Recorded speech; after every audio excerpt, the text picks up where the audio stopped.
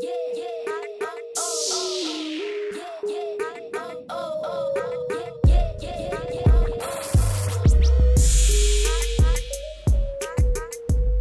guys, welcome back to the Hands-On channel.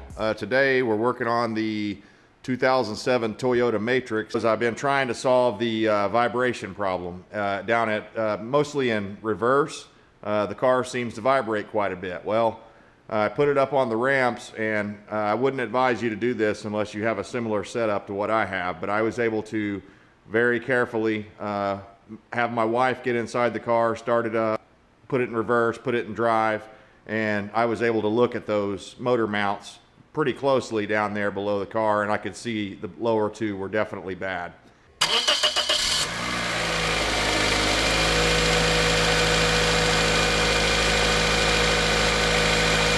Put on the brake,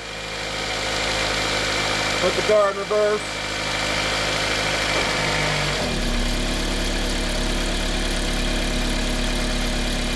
Okay, put it in drive.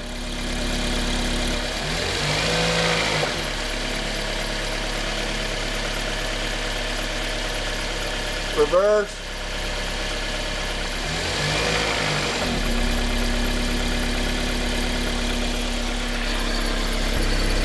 Okay, put it in neutral. Reverse.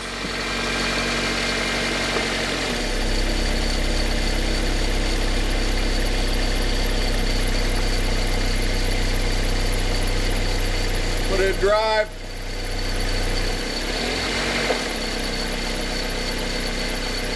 Reverse.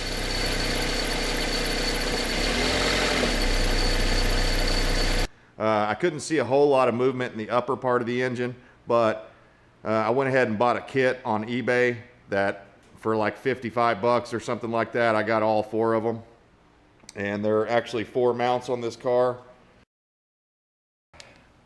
This one here is actually the transmission mount.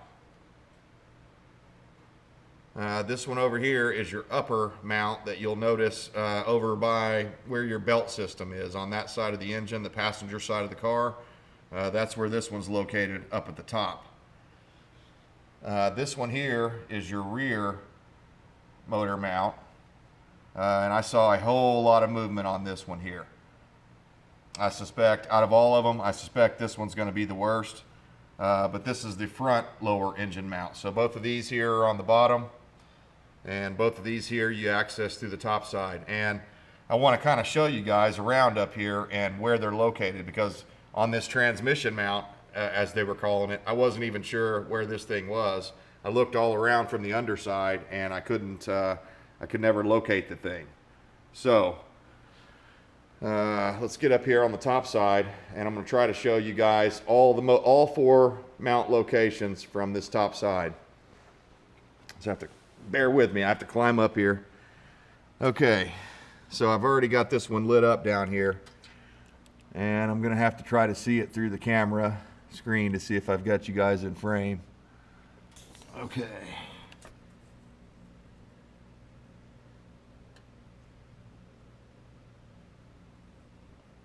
That thing with a piece of rubber sticking up off the top side of it there, it's got a round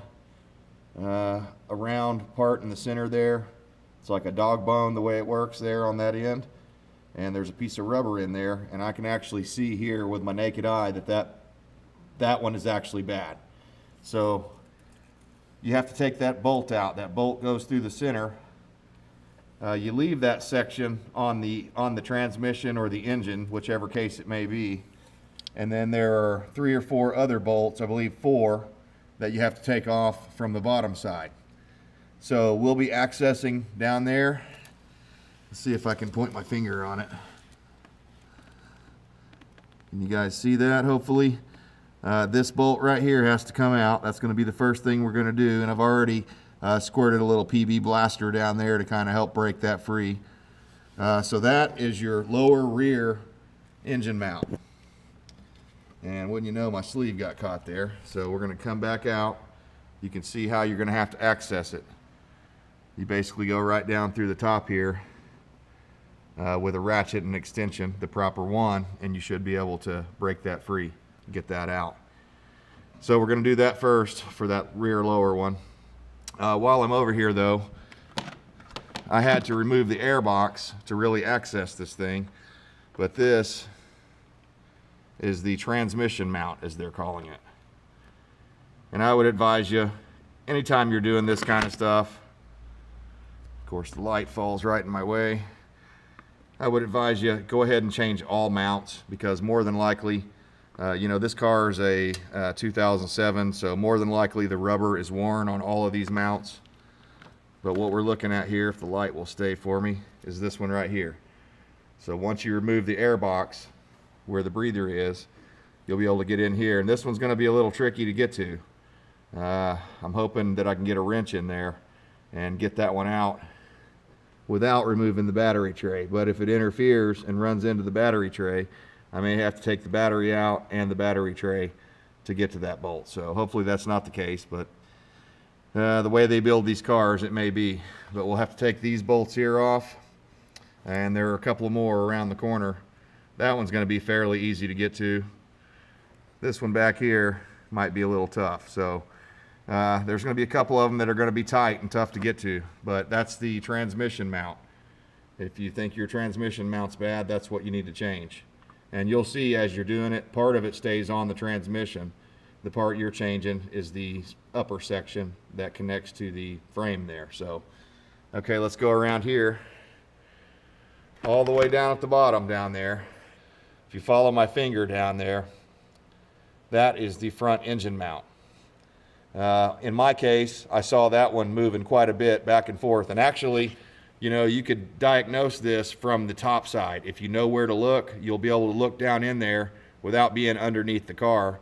I just happen to have these ramps, so it made it easier for me to do it from the underside. That's the front one. Same sort of deal. There'll be a couple of bolts somewhere going through the frame down there, probably 3 or 4, and you'll have to remove this bolt here. And the other side, I believe, is a welded on nut, so you shouldn't have to put a backup wrench on that or anything. You should just be able to take this out. And any place I can fit it in there, I'm going to use my impact driver. I've got one of these electric impact drivers that's going to help speed it up. So now you've seen 3 out of the 4 engine mounts. Let me climb down. The last one here on the top side is this guy right here. Down past these hoses and such, right in here, right in there, that's your upper motor mount. Another one that should be fairly easy to get to, although I'm not exactly sure. I'll let you know on that as we're going, but this ought to get you started if you don't want to watch the rest of the video as far as, you know, actually watching me install them and take them out and stuff like that. I get it, you know, some people don't need that, but other people that do, hang in there. We're going to get set up, and I'm going to go down and start breaking some of these bolts loose the best I can, and filming it along the way if I come into anything that, you know, if I run into any problems or any issues. Let me show you real quick just a tool list that you'll need.